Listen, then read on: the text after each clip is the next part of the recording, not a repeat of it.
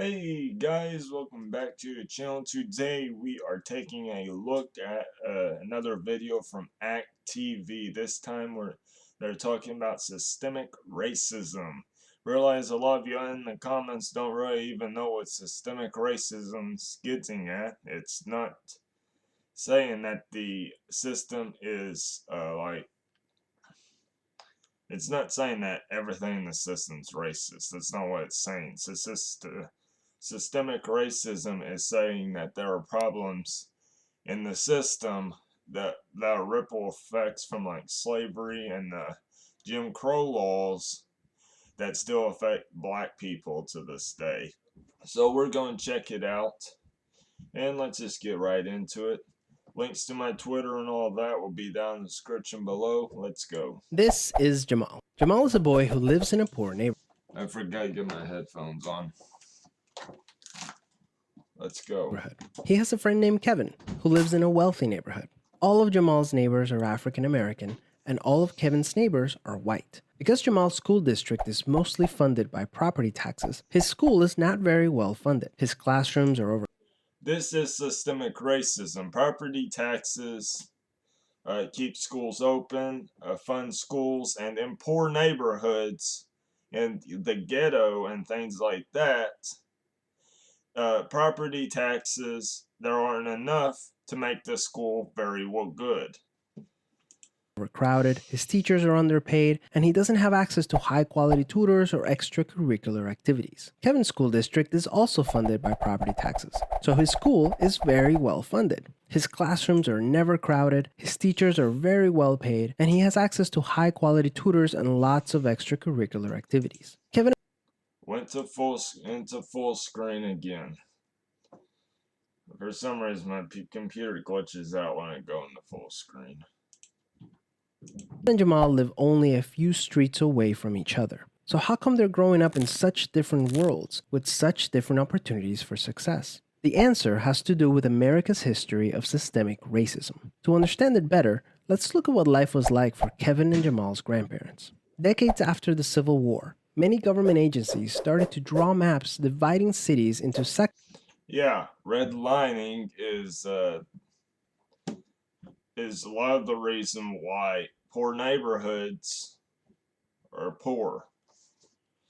That were either I just let the video explain it.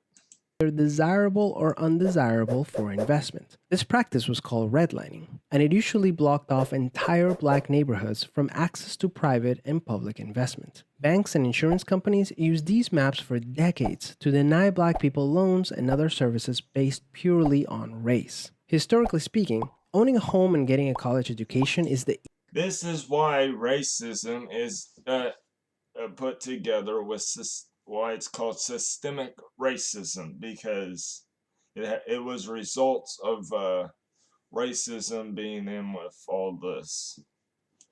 easiest way for an American family to build wealth. But when Jamal's grandparents wanted to buy a house, the banks refused because they lived in a neighborhood that was redlined. So Jamal's grandparents were not able to buy a home, and because colleges could prevent them from attending through legal segregation, their options for higher education were really scarce. Kevin's grandparents, on the other hand, got a low-interest loan to buy their first house and got accepted into a handful of top universities, which traditionally only accepted white students. This opened up a wealth of opportunities that they were able to pass on to their kids and grandkids. This video is describes very simply, in simple terms, what systemic racism is. Systemic racism is a thing, and if you disagree, you're just disagreeing with facts. But let's continue. Even as late as the 1980s, an investigation into the Atlanta real estate market showed that banks were more. This isn't a left-wing propaganda idea. What this is actually what happens. It's ripple effects of slavery and the Jim Crow laws. Well, I wouldn't say it's exactly a ripple effect of slavery. Slavery more like Jim Crow laws are the ripple effect of slavery, and this was ripple effect of Jim Crow laws.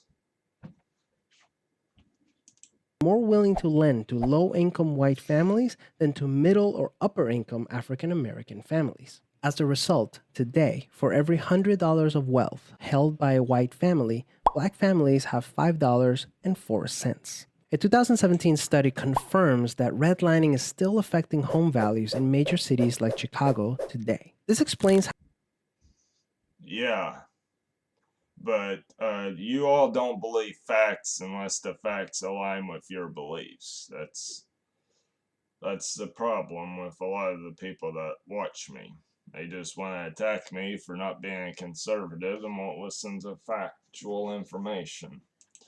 Kevin and Jamal inherited vastly different circumstances. Unfortunately, the story doesn't end there. A big part of systemic racism is implicit bias. These are prejudices in society that people Yeah, the basic stereotypes: women are emotional, black people are lazy, white people can't dance, Asians are good at math, Hispanics love tacos. I've never heard the one Hispanics love tacos. are not aware that they have. Let's go back to Kevin and Jamal. Against all odds, Jamal manages to be the only student from his high school to get accepted into a great university, the same one that Kevin and his high school friends are attending. But after Kevin and Jamal both graduate, Jamal notices that his resume isn't drawing as much interest as Kevin's, even though they graduated from the same program with the exact same GPA. Unfortunately for Jamal, studies show that resumes with white sounding names get twice as many callbacks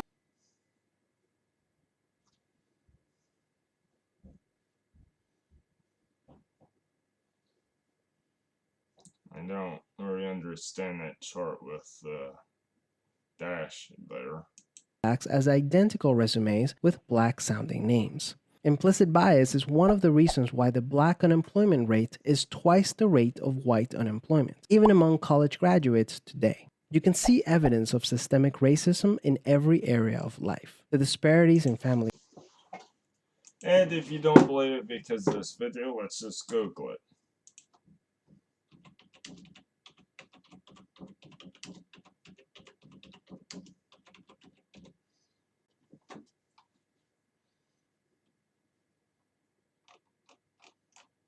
I was expecting it just to have one of those. I'm not clicking on articles. wealth, incarceration rates, political representation, and education are all examples. Yeah, because Republicans love to throw anybody into prison. Literally anyone. They don't want to decriminalize drugs or nothing. They just want, yeah. You did something that doesn't hurt anyone else. We're still throwing you in prison just because we love throwing people in prison. It makes the prisons more money. Examples of systemic racism. Unfortunately, the biggest challenge with systemic racism is that there's no single person or entity responsible for it, which makes it very hard to solve. So what can you do? The first thing you can do is work towards becoming more aware. Stop property taxes. Stop funding schools with property taxes. That's how you fix the issue. Okay, more stereotypes. Jews are stingy with money. Americans are fat. Asians can't drive. Black people are good at sports. Muslims are terrorists. Okay. Of your own implicit biases. What are some prejudices that Why did I read that out loud? YouTube may ban this. No.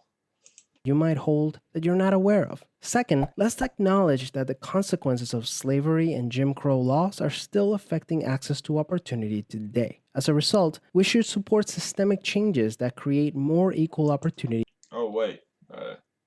Slavery is also. today. As a result, we should support systemic changes that create more equal. Yeah, we need to reform the criminal justice system. I don't know what predatory leaning is. Protect voting rights. Let's Opportunities continue. for everyone. Increasing public school funding and making it independent from property taxes would be a great start. So that Yeah, that would fix a lot of the issues. No more property taxes for funding for schools. I don't even know why that makes a lick of sense anyway. poor and wealthy districts can receive equal access to resources. Systemic problems require systemic solutions. Luckily, we're all part of the system, which means that we all have a role to play in making it better. Peace. Not that hard of a video to understand. Hopefully y'all learned a bit something, and I'm going to leave it right here, but we've also got another video from the Officer Tatum talking about a mirror lock. Probably going to justify his murder. So we'll be checking that out in a future video. Thank you guys so much for watching. Make sure you like, subscribe, all that. We also surpassed 1,000 views. Thank you guys so much for watching the channel. And I'll leave it there. See you guys in the next one. Try not to kill each other. And peace.